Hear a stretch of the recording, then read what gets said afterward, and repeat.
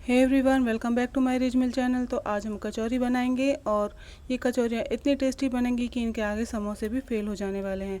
तो सबसे पहले हम बनाएंगे मसाला। तो मैंने 2 चम्मच यहाँ साबुत जीरा लिया है और 4 चम्मच मैंने धनिया लिया है, वो भी साबुत है। अच्छे से पीस लेंगे और उसके बाद हम कुछ लहसुन की कलियाँ और हरी मिर्ची डाल के एक पेस्ट बना लेंगे। और अब हम छानेंगे मैदा। तो यहाँ हम मैदे से बनाएंगे कचौरियाँ। तो आप मैदा जितना आपको चाहिए उतना लीजिए। मैंने 2 से 3 कटोरी यहाँ मैदा लिया है। उसमें थोड़ा सा मैंने हल्दी डाला है, बस 1 या 2 पिंच हल्दी मैंने यूज़ की है। थोड़ा सा नमक डाला है और 4 से 5 चम्मच के करीब मैंने घी या ऑयल आप यूज़ कीजिएगा। मैंने यहाँ ऑयल का यूज़ किया है और अच्छे से इसे सारे आटे में मिला लिया है। अब थोड़ा थोड़ा पानी करके हम एक अच्छा सा डो बना लेंगे। सॉफ्ट डो हमें गूंदना है। आप चाहें तो यहाँ गेहूं के आटे का भी इस्तेमाल कर सकते हैं, लेकिन मैदे का आप यूज़ करेंगे तो इससे टेस्ट अच्छा आने वाला है। और इस तरीके से आप हल्का हल्का पानी का हाथ लगाते हुए एक स्मूथ डो हमें बना लेना है। कुछ स्मूथ डो हमने बना लिया है और यहाँ थोड़ा सा ऑयल का हाथ लगा के इसे एक साइड में रख देते हैं। हमने यहाँ आलू उबाल लिए हैं, तो 10-12 आलू मैंने उबाले हैं। इनको ठंडा होने दिया है, छिलका उतार लिया है और अब हमने यहाँ 2 चम्मच देसी घी डालना है। जी हाँ, आपको यहाँ देसी घी का इस्तेमाल करना है। और जो मसाला हमने पीसा है उसे हम ऐड कर देंगे। और अब हम डालेंगे कुछ बेसिक से मसाले। तो यहाँ हमने आधा चम्मच गरम मसाला पाउडर ऐड किया है, आधा चम्मच हमने तीखी वाली जो लाल मिर्च होती हैं उसका पाउडर ऐड किया है, आधा चम्मच चाट मसाला और नमक आप स्वाद अनुसार डाल दीजिए। मिर्ची आप अपने अनुसार कम या ज़्यादा कर सकते हैं। ज़्यादा तीखा पसंद है तो थोड़ी मिर्ची और बढ़ा दीजिए। अच्छे से सारे मसालों को मिक्स करने के बाद इसे मैशर की मदद से इसे मैश कर लेंगे। तो अच्छे तरीके से इसे मैश कर लेना है। तो हमारा आलू मसाला बनके तैयार हो गया है स्टफिंग के लिए।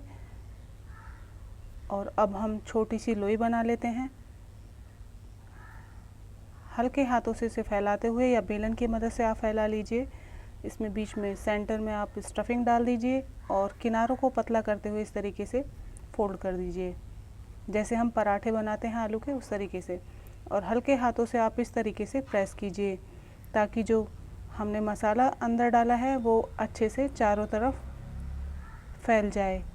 और हल्के हाथों से बेलन चलाइए। इस तरीके से आप सारी कचौरियाँ बना के तैयार कर लीजिए। एक कचौरी बना के मैं आपको और दिखाती हूँ। तो या तो आप इस तरीके से हाथों से फैला लें या बेलन की मदद से आप इसे फैला सकते हैं। स्टफिंग डाल दीजिए और इस तरीके से इसे बंद कर दीजिए। हल्के हाथों से प्रेस कीजिए ताकि जो हमारी स्टफिंग है अच्छे तरीके से चारों कोनों में फैल जाए और इसे बेल लीजिए। तो बहुत ही आसान रेसिपी है, बहुत इजीली आप इसे बना सकते हैं। मैदे का यूज़ किया है तो इसीलिए इसे फटने का कोई डर नहीं है। तो आप इजीली इस रेसिपी को ट्राई कर सकते हैं।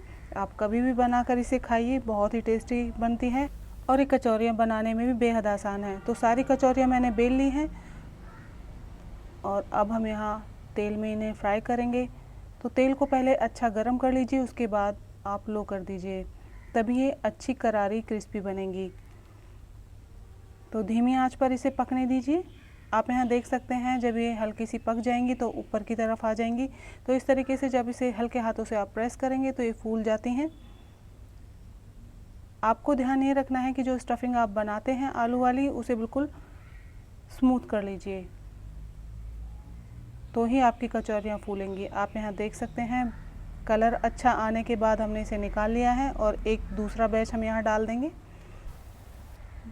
आप एक बार ये कचौरियाँ जब बना लेंगे तो बार बार यही बनाना पसंद करेंगे, इतनी टेस्टी लगती हैं। इनके आगे समोसे भी फीके लगेंगे आपको।